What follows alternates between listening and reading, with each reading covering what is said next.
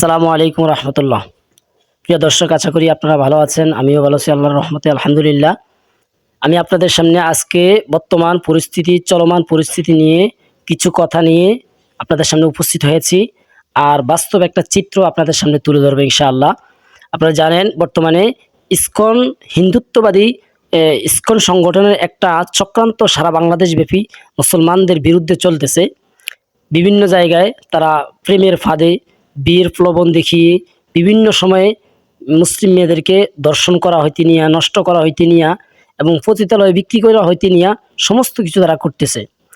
এটা তো শহরভিত্তিক ছিল বা অন্যান্য জায়গায় ছিল। আজকে চাক্ষুষ জ্বলন্ত এক প্রমাণ আজকে আপনাদের সামনে তুলে ধরবো, যেটা আহ, হয়তো সর্বোচ্চ মাস দেড়েক আগে, 1 মাস থেকে 1.5 মাস আগে এই ঘটনা আমাদের চোখের সামনেই হয়েছে। আজকে এই ঘটনা হওয়ার পরে আমরা বহুভাবেই মেয়ের পিতামাতাকে সাবধান করার চেষ্টা করেছি। তারা কখনোই সাবধান হয় নাই এবং আমরা এটার প্রতিবাদ ওলামা তলাবা ঐক্য পরিষদের পক্ষ থেকে, আমাদের পক্ষ থেকে, ওলামা ইকরামের পক্ষ থেকে এটা আমরা তদন্ত করার চেষ্টা করেছি। তো মেয়ের ভাই এবং বাবা, ওনাদের পক্ষ থেকে আমাদেরকে কোনো সাড়া দেওয়া হয় নাই এবং ওই হিন্দু ছেড়ে এমনভাবে নাটক সাজাইছে, যেটার কারণে শক্ত অনেক কিছু মানে মজবুতির সাথে দেখানোর কারণে আমরা আর এটা সামনে নিয়ে আগাই নেই, আমরা এটাকে স্থগিত রেখেছি। তবে মনে মনে এটাই ছিল যে এটা প্রতারক চক্র হবেই। তো সেই ভিত্তিতে গত রবিবার যে আমাদের মনে যে সন্দেহ ছিল, যে একটা আমাদের মানে দৃষ্টিভঙ্গি ছিল, সেটা বাস্তবায়ন গত রবিবার হয়েছে। বিস্তারিত আমাদের এলাকার মানুষ, আমাদের এলাকা হচ্ছে আন্ডারসর, বিষ্ণু আন্ডারসর, বুদ্ধিনগর এলাকা। এখানে এই ঘটনাটা ঘটছে। আপনারা বিস্তারিত ওই স্থানীয় এক ভাইয়ের মুখী বিস্তারিত দিন। আসসালামু আলাইকুম রহমতুল্লাহ বারকাতু। আশানা বিশ্বাস ভালো আছেন যিনি এই ভিডিওটা দেখছেন এবং দেখবেন। আসলে আমরা খুবই গুরুত্বপূর্ণ একটা বিষয় নিয়ে কথা বলছি।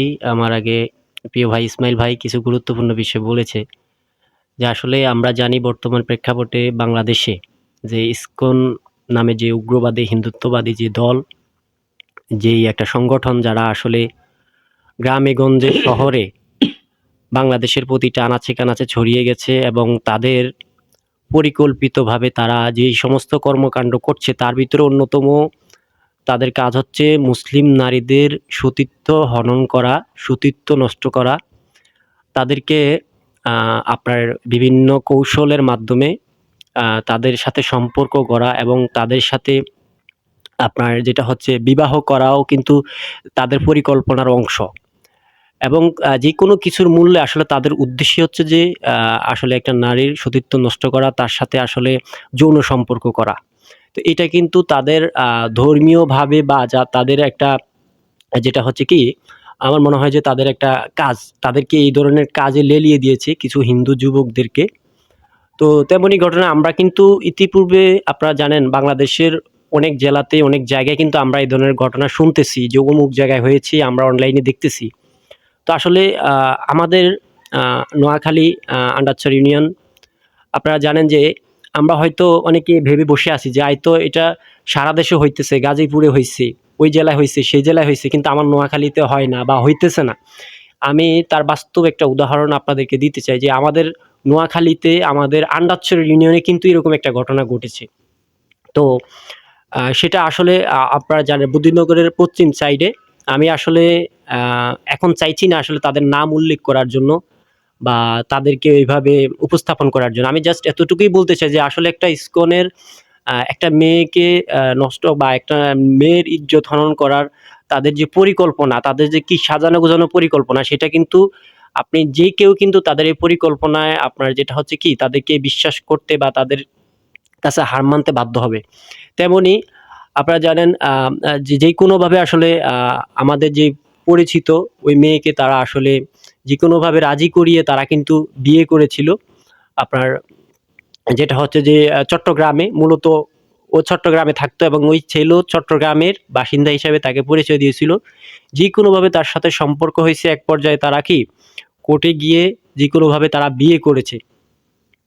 তো এখানে আসলে একটা প্রশ্ন থাকে যে বিয়ে করেছে ছেলে তো হিন্দু, তো সেখানে কিন্তু সে আপনার নিজ ইচ্ছায় বা আপনার তার পরিকল্পনারই অংশ, সে আসলে বিয়ে করতে গেলে তো তাকে মুসলমান হইতে হবে, এটা রাষ্ট্রীয়ভাবে আশা করি হয়তো নিয়ম আছে, এই জন্য সে কিন্তু মুসলমান হয়েছে। তো আসলে আমরা জানি আসলে মুসলমান হওয়ার জন্য কিন্তু একটা ব্যক্তি মুসলমান হতে গেলে তার কিন্তু বৈশিষ্ট্য থাকে, তার ইমানের কিছু বৈশিষ্ট্য থাকে।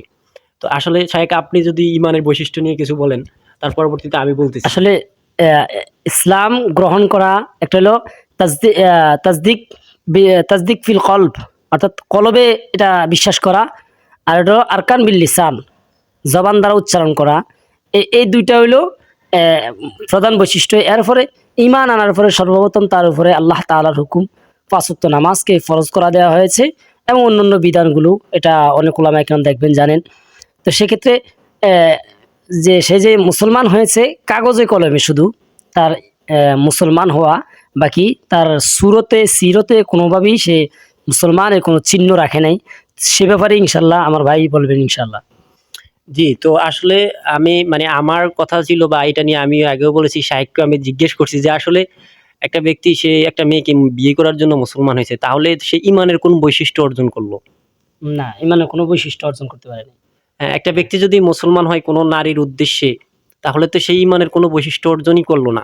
তো সেইখান থেকে আমার প্রশ্ন ছিল আসলে,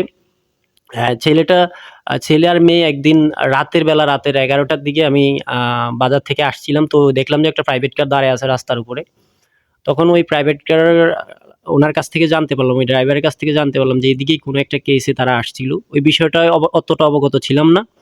পরবর্তীতে আমরা জানতে পারছি যে একটা হিন্দু ছেলে চট্টগ্রাম থেকে যেটা আসছে বা এরকম আমাদের এলাকারই এক মেয়েকে তারা বিয়ে করছে। সেখান থেকে আমরা জানতে পারলাম যে ওই ছেলের পরিবার নাকি আপনার এখানে আসছে যে তাদের ছেলেকে উদ্ধার করতে। দেখেন আসলে তাদের কতটা সাজানো গোছানো। হ্যাঁ, তাদের পরিকল্পনাটা আসলে তাদের তারা কতটা রিয়ালিস্টিক ভাবে আসলে তারা করার চেষ্টা করতেছে, পরিকল্পনাটা কতটা নিখুঁত। তারা মুসলিম মেয়েকে তো সে তো নিজের ইচ্ছে মতো সে তো বিয়ে করছে, রিলেশন করছে, সম্পর্ক করছে। এক পর্যায়ে তারা কি করছে, তার মা বাবা সাজিয়ে মেয়ের মা বাবাকে, মেয়ের পরিবারকে তারা কি করছে, এখানে আসামি করছে। তাদেরকে এখানে কি করছে, আসামি করছে। তারা কি করছে, যে দোষ দিছে যে আপনার মেয়ে আমাদের ছেলেকে নিয়ে আসছে, এরকম একটা কিছু তারা এখানে এসে বলছে। তো দেখেন আসলে যে কোনোভাবে যে কেউ কিন্তু এটা বিশ্বাস করবে যে আসলে একটা ছেলের পরিবার সহকারে আসছে, তার সাথে নাকি আইনের লোকও নিয়ে আসছে। এটার ক্ষেত্রে কি হয়েছে যে মেয়ের পরিবার তারা সহজে বিষয়গুলো বিশ্বাস করছে, কিন্তু এখানে আসার পরেও তারা যা ঝামেলা সৃষ্টি করছে বিষয়টা ওরকম না। তারা বিষয়টাকে আইসা দেখছে, বুঝছে, তারা কিছু কাগজপত্র দেখছে, তারা সহজেই কিন্তু বিষয়টাকে মেনে নিছে। মেনে নেওয়ার এক পর্যায়ে তারা কিন্তু এখান থেকে চলে গেছে। তো দেখেন আসলে যেই কারো মাইন্ডে জিনিসটা কাজ করবে যে আসলে সে আসলে কোন সদস্য বা কি, এটা কিন্তু যখন তার পরিবার এসে এখানে মেয়ের পরিবারকে দোষী সাব্যস্ত করছে, তখন কিন্তু আপনার এটা কিন্তু কি আর জাস্টিফাই করার কোনো কিছু থাকে না। মেয়ের পরিবার হোক বা সমাজ হোক, যে কোনো ব্যক্তি কিন্তু এটাকে আর ওইভাবে গভীরভাবে বিশ্লেষণ করবে না যে একটা ছেলে বিয়ে করছে, সে হিন্দু হয়ে মুসলিম মেয়েকে বিয়ে করছে, আবার মেয়ের পরিবার থেকে মুসলিম সমাজ এত গভীরভাবে বিষয়গুলো বিশ্লেষণ করলো না বা করবো না যে আসলে মেয়ের মা বাপ কি, এটা কি রিয়েল ছিল কিনা, তাদের আসলে স্থান কোথায়, ঠিকানা কোথায়, থানা কোথায়, জেলা কোথায়, তাদের আসলে কি নাগরিকত্ব কোন দেশের, এগুলো কিন্তু জাস্টিফাই করার বিষয়টা মাথায় কিন্তু কাজ করে নেয়।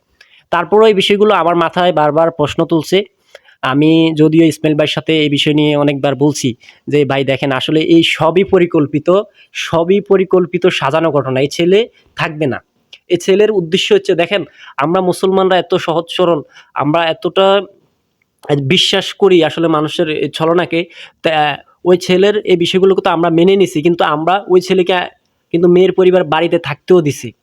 ঠিক আছে, বাড়িতে থাকতে দিছি। আমরা কি করছি, একটা ছেলে অন্যায় করছে, অপরাধ করছে, জিনা করছে, জিনাকারীকে আমরা ধরে তাকে বিয়ে পড়াই দিছি যে কোনোভাবে। বিয়ে পড়ার পরে তার তো উদ্দেশ্য হচ্ছে যে কোনোভাবে কি মেয়েকে ভোগ করা, মেয়েকে কি ভোগ করা, বা মেয়েকে সাথে পাওয়া। তো সেটা কিন্তু আমরা তাকে স্বইচ্ছায় মেয়ের পরিবার বা সমাজ থেকে আমরা কিন্তু দিয়ে দিছি যে তুমি বিয়ে করছো, ঠিক আছে এনাফ, তুমি এবার কি আমাদের পরিবারের অংশ, তুমি এবার এখানে থাকো, খাও। হ্যাঁ, এখানে কিন্তু সে ছিল। কতদিন ছিল শুধু? ঘটনার সূত্রপাত মানে এটা জানার পরে যখন এ ভাই যখন আমাকে জানিয়েছে, আমি আমাদের আন্ডারসর ওলামা তলাবা ঐক্য পরিষদের বর্তমান যিনি দায়িত্বে আছেন সেক্রেটারি হিসেবে হযরত মাওলানা মুফতি রিয়াজুল করিম কাসেমি হাফিজাহুল্লাহ, আমি রিয়াজ ভাইকে কল দিলাম। কল দেওয়ার পরে রিয়াজ ভাই আবার এটা নিয়ে খুবই মাথায় নিয়েছে। মাথায় নিয়ে এটা নিয়ে খুব চাইছে অনেক কিছু করার জন্য। কিন্তু পরবর্তীতে কি হয়েছে এটা বলেন? হ্যাঁ, তো যাই হোক, এখান থেকে যখন আমি কিন্তু বিষয়টাকে গভীরভাবে ওইভাবে বিশ্লেষণ করার চেষ্টা করছি, যে আমি অন্যান্য যতগুলো ঘটনা দেখেছি সবগুলো ঘটনার সাথে মিল খায়। যে একটা ছেলে হিন্দু থেকে স্বইচ্ছায় কোনো আপনার একটা মুসলমান, একটা মুসলিম হওয়ার ক্ষেত্রে কিন্তু তার কিছু মজেজা থাকে, তার আধ্যাত্মিক কিছু বিষয় থাকে, বিশ্বাসের কিছু বিষয় থাকে, তার ভালো লাগার কিছু বিষয় থাকে। সে জাস্ট একটা মেয়ে ভালো লাগা থেকে সে কি একটা মেয়েকে পাওয়ার জন্য সে মুসলিম হয়ে গেছে, কাগজে কলমে মুসলিম হয়েছে। কাগজে কলমে মুসলিম হয়ে গেছে। এখন মুসলিম হওয়ার পর এখন যখন ওলামা তলাবা ঐক্য পরিষদ থেকে যখন আমরা প্রস্তুতি নিয়েছি, আরও আমাদের এলাকার সংশ্লিষ্ট ওলামা একরাম সহ মাওলানা মিজান সহ আমরা একটা পরিকল্পনা নিয়েছি। আমরা এখানে ছেলেকে কিছু তদন্ত করব, আমার এই ভাই সহ আমরা প্রস্তুতি নিয়েছি। আসরের পরে আমরা আসবো। তো এরপরে আমরা মেয়ের ভাইয়ের সাথে যখন যোগাযোগ করলাম, দেখেন তাদের পরিবারকে কিভাবে ইমপ্রেস করা হয়েছে, তাদের পরিবারকে কিভাবে মানে আয়ত্ত করা হয়েছে। এখন তাদের পরিবার থেকে আমাদেরকে কোনো পাত্তা দিতেছে না, তাদের পরিবার থেকে আমাদেরকে কোনো এরকম সাহায্য করতেছে না। এবং তার ভাইয়ের সাথেও আমির হোসেন ভাই অনেকবার যোগাযোগ করছে যে আপনারা শুধু আমার সাথে আমাদের কিছু সাহায্য করেন, বিভিন্ন তথ্য দিয়ে অথবা একটু সাহায্য করেন। তারা আমাদের সাথে কোনো সায় নেই, তারা এটাকে সাপোর্ট করছে। যার কারণে এরপরে আমাদেরকে বলছে যে না, শক্ত কাগজপত্র কিছু দেখাইছে, এফিডেভিট সহ শক্ত কাগজপত্র দেখানোর পরে ওলামা তলাবা ঐক্য পরিষদ তার সামনে এই মিশন নিয়ে আর আগায় নেই। তবে রিয়াজ ভাই আমাকে বলছে যে না, এটা খুবই চক্রান্ত, এটা এমনই হতে পারে। তো হয়তো আশা করি এই ভিডিওটা হয়তো রিয়াজ ভাইয়ের সামনে যাবে, গেলে আপনি ভাই বুঝতে পারবেন। এই তো যে আমাদের পরিকল্পনা, যে আমাদের দিলের যে একটা মানে সন্দেহ ছিল, সেই সন্দেহটা ভাই এই গত রবিবার আমরা সেটা দেখলাম। ওই হিন্দু ছেলে ওই মেয়েটাকে ফেলে রেখে কোথায় যেন উধাও হয়ে গেছে। এখন এই তাদের যে পরিকল্পনা বাস্তবায়ন করা হয়ে গেছে, আমরা কিছু করতে জি জি। তো দেখেন, আমাদের চোখের সামনে আমরা জানছি, তারপরে কিন্তু আমরা তাকে ওইভাবেই করতে পারি না। এটার করতে পারি না। এটার মূল রিজন ছিল আসলে আমি বারবার ওই মেয়ের ভাইকে আমি বলছি বিষয়টা। আমি নিজে থেকে একবার না দুইবার না, বারবার অনেকবার বলছি, এবং আমি যেখানে পারছি যাকে পাইছি তাকেই বলার চেষ্টা করছি। এবং বিশেষ করে হুজুরের সাথে আমি অনেকজনের সাথে শেয়ার করছি যে আসলে এইটা এভাবে হবে, দিন শেষে ছেলে কিন্তু থাকবে না। তার উদ্দেশ্য হচ্ছে যে কোনোভাবে যেটা হচ্ছে কি এই মেয়ের সতীত্ব হনন করা, তার সাথে আপনার সময় কাটানো। ঠিক আছে, তাদের উদ্দেশ্যই হচ্ছে এটা। তো এইটার পিছনে আসলে তাদের রিজন কি, তাদের কারণ কি, এটা তারাই আসলে ভালো জানে। যে আসলে একটা মেয়েকে তারা নষ্ট করে বা ওইভাবে সংসার করে তারা আসলে কি বুঝাতে চাচ্ছে, কি করতে চাচ্ছে, সেটা তারাই ভালো জানে, কি প্রতিশোধ নিচ্ছে। কিন্তু এই বিষয়গুলো আমি বুঝতে পারছি। আমি এবং বারবার ওর ভাইকে বলছি যে ভাই, বা আপনি আমাকে একটু সাপোর্ট দেন, আপনি একটু সহায়তা করেন, আমরা ওই ছেলের সাথে দেখা করি, ওর সাথে কথা বলি, ওর কিছু চেক করি আর না করি, অন্তত তার মোবাইলটা একটু পরীক্ষা করবো। এর বাইরে কোনোভাবে সাহায্য করে নাই, কোনোভাবে কিন্তু সে কিন্তু সাহায্য করে নাই। ওই যে তার পরিবার আসছে, সে একজন হিন্দু ছেলে, হ্যাঁ, তার পরিবার আসছে, তাকে নিয়ে যেতে সে যায় নাই, সে মুসলমান হয়ে গেছে। ওই বিশ্বাসের উপরে তারা বিষয়টাকে সহজভাবে নিয়ে নিছে। সর্বোপরি কথা হচ্ছে দেখেন, আমাদের গ্রাম অঞ্চল, আমরা আমাদের এই অভিভাবকদের উদ্দেশ্যে আমি বলছি, আমাদের প্রত্যেকটা অভিভাবকদেরকে সচেতন হতে হবে। আমরা আমাদের মেয়েদেরকে স্কুলে দেই, আলিয়া মাদ্রাসাতে পড়াই, মহিলা মাদ্রাসায় পড়ে। দেখেন আজকে মহিলা মাদ্রাসাও নিরাপদ নয়। গাজীপুরে এক জায়গায় একটা মহিলা মাদ্রাসার পর্দানিসীন ছাত্রী, তাকে ধরে নিয়ে 13 বছরের মেয়েটাকে ধরে নিয়ে একটা হিন্দু ছেলে দর্শন করছে, দীর্ঘদিন লাগাত দর্শন করছে। তাহলে একটা মহিলা মাদ্রাসার ছাত্রী পর্যন্ত, মেয়ে পর্যন্ত নিরাপদ না। তো সেক্ষেত্রে আমাদেরকে আমাদের অভিভাবকদেরকে আরও বেশি পরিমাণে সচেতন হতে হবে। এবং আমার এই যুবতী বোনদেরকে বলবো, তোমরা আবেগে পড়িও না, এখনও তোমাদের বিবেকের বয়স হয় নাই। তোমরা আবেগে পড়ে হিন্দু মুসলিম তফাৎ করতে পারো না। আবেগে পড়ে তোমরা হিন্দু মুসলিম তফাৎ করতে না পেরে এই প্রেমের জালে তোমরা ফাঁসে যাও। এই জন্যই আল্লাহ তাআলা নারীদেরকে দেশ নেতৃত্ব দেওয়ার ক্ষমতা দেয় নাই। কেন? যে এদের দিল নরম, এদেরকে সীমিত মেধা দিয়ে আল্লাহ তাআলা দুনিয়াতে প্রেরণ করছেন। এই জন্যে এরা খুবই সাবধান থাকবেন।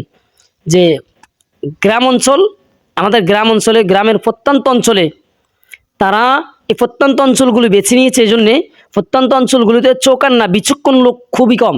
গ্রাম অঞ্চলের সহজ সরল মানুষকে আবেগের জায়গায় আঘাত করার কারণে, আবেগের জায়গায় আঘাত করলে তারা তাদের উদ্দেশ্য হাসিল করতে পারে।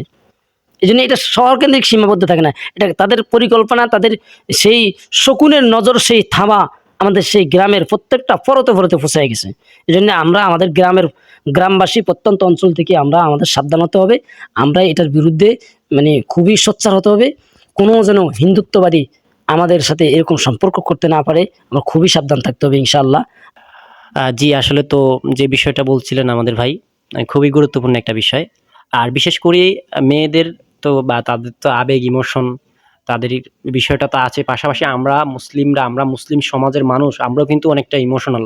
যে একটা ছেলে জিনা করছে, একটা ছেলে একটা মেয়ের সাথে জিনা করছে বা ব্যভিচার করছে বা যে কোনোভাবে সে ধরা খাইছে। ধরা খাওয়ার পর আমরা তাকে শাস্তি দেওয়ার বদলে উল্টা তাকে আমরা বিয়ে পড়ায় দিতেছি। কিরে ভাই, বিয়ে যদি সে করার ইচ্ছেই থাকতো তাহলে সে স্বইচ্ছায় কেন আসলো না? সে যদি মুসলিম হওয়ার ইচ্ছেই থাকে তাহলে সে কেন কোনো আলেমের কাছ থেকে ইসলাম শিখে না? সে কেন একটা মেয়ের মাধ্যমে কেন ইসলাম শিখতে আসছে? এটা তোমার মাথায় ধরে না? সে কেন একটা মেয়ের সাথে কেন এ ধরনের অনৈতিক কাজ করছে? আগে তার সেটার বিচার হওয়া উচিত। সেখানে কিন্তু আমরা তাকে কি করতেছি? বিয়ে পড়ায় দিতেছি। এখন তার মনের খবর কি আর আমরা জানি? আপনি জোর করে বিয়ে পড়ায় দিচ্ছেন ১ মাস, ২ মাস, ৩ মাস, ৬ মাস। তারপরে আপনি সেই ছেলেকে কতদিন আপনি দেখে রাখবেন? সেই ছেলে যে থাকবে এটার কি গ্যারান্টি আছে? তার মনে যদি হারামি থাকে, এটা তো তাদের পরিকল্পিত ঘটনা। তারা তো এখানে, আপনি যদি, তারা জানে, তারা এই বিষয়গুলো জানে যে ধরা খাইলে বেশি জোর কি করবে? মুসলিম সমাজ আমাদেরকে কি করবে বেশি জোর? হয়তো বিয়ে পড়ায় দিবে। কিন্তু বিয়ে পড়ায় দেওয়ার পর আমরা থাকবো না, চলে যাব। এটা তারা জানে। তো আমি এটাই বলতেছি যে আসলে যুব সমাজ বা আমরা মুসলিম সমাজের উদ্দেশ্যে এটাই বলতেছি যে আসলে বিয়ে না পড়িয়ে আপনি আগে তাকে ওই পরিমাণে আগে শাস্তি দেওয়া উচিত। তাকে আগে গাছের সাথে লটকিয়ে তাকে আগে এক ধাপ তার ওইটার শাস্তি হওয়া উচিত যে তুই এই কাজ কি কেন করলি, কিভাবে করলি। তার পরবর্তীতে আপনি পরবর্তী পদক্ষেপে আসবেন। আমরা কিছু না বুঝে, তার উদ্দেশ্যই তো ভাই এটা, আপনি তো সেটা তাকে আরো সহজ করে দিতেছেন বিয়ের মাধ্যমে। এই জন্য সর্বোপরি কথা কবুল হচ্ছে পড়ায় দিতেছেন, সচেতন হওয়া। তো সর্বোপরি বিষয়টা হচ্ছে আসলে ইস্কন নিষিদ্ধ হবে না। আমরা জানি গতকালকে সারা দেশে কিন্তু এটা নিয়ে প্রোগ্রাম হয়েছে, আমাদের এদিকেও হয়েছে। আমাদেরকে সচেতন হতে হবে, সোচ্চার হতে হবে। হ্যাঁ, সোচ্চার হতে হবে। আর আমরা এই বিষয়গুলো নিয়ে কঠোর হইতে হবে।